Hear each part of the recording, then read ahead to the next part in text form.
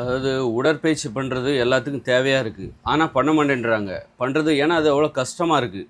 உடற்பயிற்சியை நம்ம ஈஸியாக மாற்றிடலாம். மகிழ்ச்சியான ஒரு விஷயமா மாற்றிடலாம். உடற்பயிற்சி பண்ணாமல் என்னால் இருக்க முடியாதுன்னு சொல்லிட்டு, இந்த நாட்டில் இருக்கிற மக்கள் அனைவரையும் அந்த மாதிரி நம்ம பழக்கப்படுத்த முடியும். அதுக்கு ஒரு வழி இருக்குது. உலகத்தில் உள்ள எல்லாரையும் சரி, உடற்பயிற்சிங்கிறது வந்து அவங்களுக்கு இயல்பாகவே மகிழ்ச்சியாக கிடைக்கிற மாதிரி, மகிழ்ச்சியாக செய்கிற மாதிரி ஒரு வழி இருக்குது. என்ன தெரியுமா? விளையாட்டு மைதானங்களை உருவாக்குங்க. நீங்கள் செயற்கையாக நடைப்பயிற்சி செய்கிறது இருக்குல்ல, 2 கிலோமீட்டர் 3 கிலோமீட்டர் போகிறது ரொம்ப கஷ்டம். அது வந்து சொல்லப்போனால் அது ஒரு முட்டாள்தனமான பயிற்சி. அறிவுபூர்வமான ஒரு புத்திசாலித்தனமான உடலுக்கு தேவைப்படுகிற ஒரு உடற்பயிற்சி பெறுவதற்கான வழிமுறை என்ன தெரியுமா? இந்த குடியிருப்பு பகுதிகளில் ஏகப்பட்ட விளையாட்டு மைதானங்களை உருவாக்குங்க. பெண்களுக்கு தனியாக, ஆண்களுக்கு தனியாக. ஒரு மனித வாழ்விடமே எப்படி இருக்கணும்னா, எப்படி உங்கள் வீட்டில் கழிவறை, குளியலறை, சமையலறை எல்லாமே இருக்குதோ, அதுபோல் வீடுகள் வீடுகள் இருக்கிற இடங்களில் விளையாட்டு மைதானங்கள் இருக்கணும், நீச்சல் குளம் இருக்கணும். இதெல்லாம் நமது தேவை. அப்போ நீங்கள் வந்து ஆண்களுக்கு தனியாக, பெண்களுக்கு தனியாக தேவையான அளவுக்கு நீச்சல் குளம் தேவைக்கு அதிகமாகவே இருக்கணும். அதுபோல் தேவைக்கு அதிகமாகவே விளையாட்டு மைதானங்கள் இருக்கணும். அப்படின்னா உங்களுக்கு இந்த உடற்பயிற்சி உடம்புக்கு தேவையான உடற்பயிற்சி அந்த நீச்சல் அடிக்கிறது மூலமாக, நீச்சல் அடித்து குளிக்கிறது மூலமாக டெய்லி ஒரு அரை மணி நேரம் உங்களுக்கு கிடச்சிரும். ஒரு 20 நிமிஷம் கிடச்சிரும் நீச்சல் அடிக்கிறதுல. விளையாடுறது வீட்டுக்கு பக்கத்துலேயே இருக்கணும். விளையாட்டு மைதானம் ஆண்களுக்கு தனியாக, பெண்களுக்கு தனியான்னு சொல்லிட்டு நிறைய விளையாட்டு மைதானங்கள், ஒரு விளையாட்டு மைதானம் இல்லை, நிறையா இருக்கணும். அப்போ அந்த வீட்டுக்கு பக்கத்துலேயே உனக்கு விளையாடுவதற்கான வாய்ப்பு, அதன் மூலம் உனக்கு ஒரு உடற்பயிற்சி கிடைச்சிது. ஒரு வாலிபால் விளையாடலாம், அல்லது ஒரு ஃபுட்பால் விளையாடலாம், அல்லது ஏதோ ஒரு விளையாட்டு அந்த மைதானத்துக்கு கிரிக்கெட் விளையாடலாம். அதில் ஒரு அரை மணி நேரம், 1 மணி நேரம், அதுலேருந்து உங்களுக்கு ஒரு மகிழ்ச்சியாக கிடச்சிருது. ஒரு மகிழ்ச்சியாக சந்தோஷமாக அந்த உடற்பயிற்சிங்கிறது உங்களுக்கு கிடச்சிருது. அது மாதிரி பார்த்திங்கன்னா வீட்டு பக்கத்தில் நடைபாதை சாலைகள், நடைப்பயிற்சி, பாதுகாப்பான நடைப்பயிற்சி சாலைகள் இந்த மாதிரி இருக்கணும். நிறையா இருந்துச்சுன்னா போய் வாக்கிங் போயிட்டு வரலாம். எப்போ பார்த்தாலும் அங்கே வெளிச்சமாக இருக்கணும். இரவாக இருந்தாலும் சரி, 12 மணியாக இருந்தாலும் வீட்டுக்கு பக்கத்தில் பூங்காக்கள் இருக்கணும். பூங்காக்களை உருவாக்கணும்.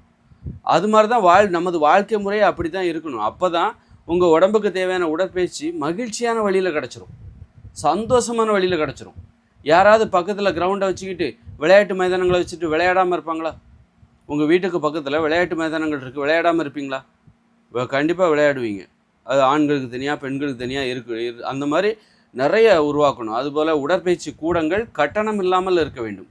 அதுக்கு 500 ரூபா ஃபீஸ் கொடுக்குற எல்லா தெருவுலையும் இருக்கணும். மக்கள் வாழ்விட வீட்டுக்கு பக்கத்தில் கண்டிப்பாக ஒரு உடற்பயிற்சி கூடம் இருக்கும்பா. அப்படியே ஆண்களுக்கு தனியாக, பெண்களுக்கு தனியாக. 50 ஆண்களுக்கு ஒரு உடற்பயிற்சி கூடம், 50 பெண்களுக்கு ஒரு உடற்பயிற்சி கூடம், 50 ஆண்களுக்கு ஒரு விளையாட்டு மைதானம், 50 பெண்களுக்கு ஒரு விளையாட்டு மைதானம். அதுபோல் 50 ஆண்களுக்கு ஒரு நீச்சல் குளம், 50 பெண்களுக்கு ஒரு நீச்சல் குளம். அந்த மாதிரி அப்புறம் ஒரு 100 நடைப்பயிற்சி சாலைகள். இந்த மாதிரி இப்படித்தான் ஒரு குடியிருப்பு பகுதியே இருக்கணும்.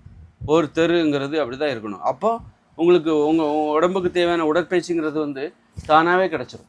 உடற்பயிற்சி கிடைச்சிரும், உறவுகள் கிடைக்கும், நட்பு கிடைக்கும். விளையாடுவதற்காக வரும்போது ஒரு தெருவில் உள்ளவங்க அங்கே விளையாட வரும்போது அங்கே உங்களுக்கு நட்பு ஏற்படும். பக்கத்து வீட்டுக்காரங்களோட ஒரு பழக்கம் ஏற்படும், உறவுமுறை ஏற்படும். வாழ்க்கையே மகிழ்ச்சியாக இருக்கும், சந்தோஷமாக இருக்கும்.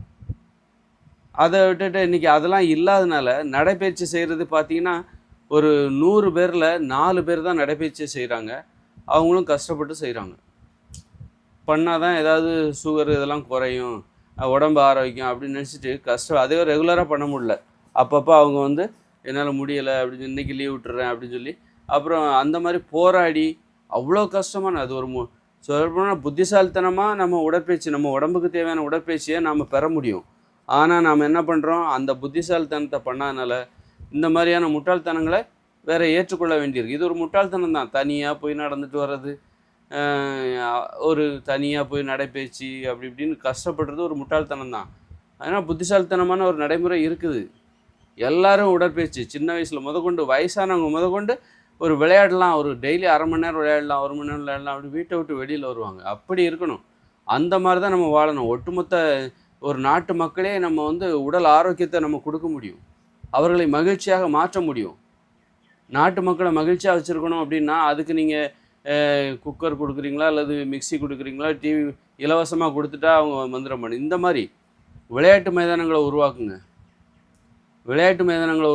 நீச்சல் குளங்களை உருவாக்குங்க, நடைபயிற்சி சாலைகளை உருவாக்குங்க. எந்த இரவானாலும் சரி வெளியில் வந்து உட்காந்து ஒரு பௌர்ணமி இரவு வாங்க அப்படி அந்த பக்கத்தில் இருக்கிற ஏரிக்கு போகலாம், நடந்து போயிட்டு வரலாம். இந்த மாதிரி ஒரு நம்ம சுற்றுலாத்தலம் போகிறோம்ல, எங்கேயோ சுற்றுலாத்தலம் போகிறோம், அங்கே என்ன இருக்குது சுற்றுலாத்தலம்னு நீங்கள் போகிற இடத்துல என்ன இருக்குது? ஒரு பூங்கா இருக்கும், அவ்வளோதான். அதை நீங்கள் உங்கள் குடியிருப்பு பகுதி மக்கள் வாழ்விடங்களுக்கு பக்கத்துலேயே சுற்றுலாத்தலம் போல் உருவாக்குங்க. டெய்லி சுற்றுலாத்தலம், டெய்லி நீங்கள் சுற்றுலாத்தலம் பக்கத்துலேயே வாழ்க்கை உங்கள் வீடு இருந்தால் எப்படி இருக்கும்? அந்த மாதிரி இருந்தால் மக்கள் மகிழ்ச்சியாக இருப்பாங்க.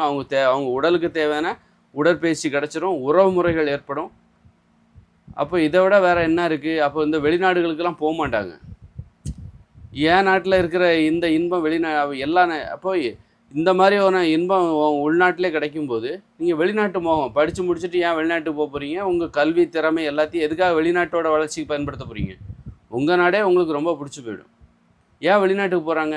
இந்த நாட்டில் என்னடா இருக்குது அப்படிங்கிற ஒரு வறட்சியாக இருக்குது, ஒரு இந்த மாதிரி இருக்கிறனால தான் வெளிநாட்டுக்கெல்லாம் போகிறாங்க. அங்கே போய் மகிழ்ச்சியாக வாழலாம். மகிழ்ச்சியாக வாழ்வதற்கு ஏற்ற வகையில் நம்ம நாடு இல்லைங்கிறனால தான் வெளிநாட்டுக்கு போகிறாங்க. நல்லா படித்து முடித்து இவங்களுடைய திறமை எல்லாம் வெளிநாட்டோட வளர்ச்சிக்கு பயன்படுது. அப்போ அவங்கள இந்த நாட்டிலே இருக்க வைக்கணும்னா இந்த நாடு மகிழ்ச்சியான ஒரு வாழ்க்கை முறையை அடிப்படையாக கொண்டதாக இருக்கணும். அப்போ தான் வெளிநாட்டுக்கே போக மாட்டாங்க. வெளிநாட்டு மோகங்கிறது வரவே வராது. இங்கே இந்த மாதிரி விளையாட்டு மைதானம் இப்படியெல்லாம் இருக்குது, நீச்சல் குளம் அப்படிலாம் இருக்குது, அங்கே நட்பு உறவு, அங்கே எல்லோரும் ஒரு தெருவில் உள்ளவங்க எல்லோரும் வருவாங்க, ஆண்கள் தனியாக விளையாடுவாங்க, பெண்கள் தனியாக, அப்போ நட்பு உறவுலாம் ஏற்படும். அப்படி இருக்கும்போது இங்கே இதை விட இன்பம் வேறு என்ன இருக்குது அப்படிங்கும்போது வெளிநாட்டுக்கெல்லாம் போக மாட்டாங்க. அதனால் இந்த மாதிரி பண்ணிட்டா உடலுக்கு தேவையான உடற்பயிற்சி மகிழ்ச்சியான வழியில் கிடைத்துவிடும், நோய்கள் வராது, சுறுசுறுப்பாக இருப்பாங்க, சந்தோஷமாக இருப்பாங்க.